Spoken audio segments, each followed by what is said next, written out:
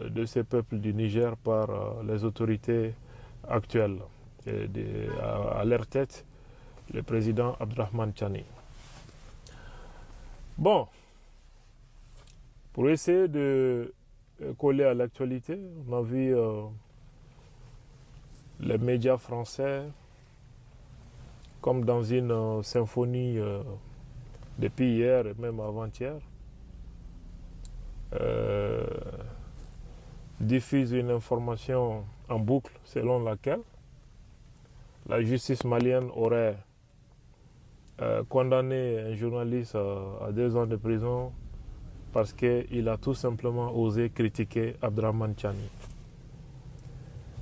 Je vous invite à regarder déjà les publications faites par les armes de destruction massive de la France, que sont ces médias, RFI, Jeune Afrique, TV5 Monde. Vous regardez comment ils traitent cette actualité. On va se poser les bonnes questions. Est-ce que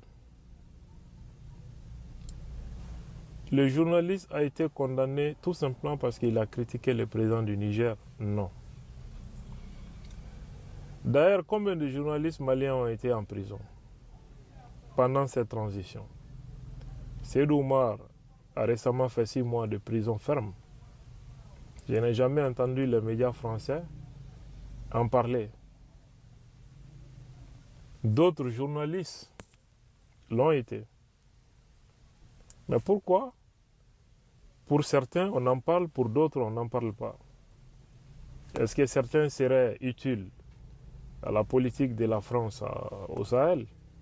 Certains seraient-ils en mission pour parler beaucoup plus clairement? La question est là. Le journaliste en question, un confrère Sissoko, n'a jamais été en prison pour avoir simplement critiqué.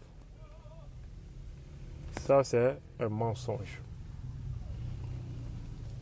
Il a publié un article, si vous voulez, un torchon, publié par un inconnu sur Internet. Ce dernier n'est même pas au Mali, donc hors de portée. La personne se permet de publier des articles injurieux contre les autorités du Mali et de nature à susciter des troubles à l'ordre public et de déstabiliser le pays.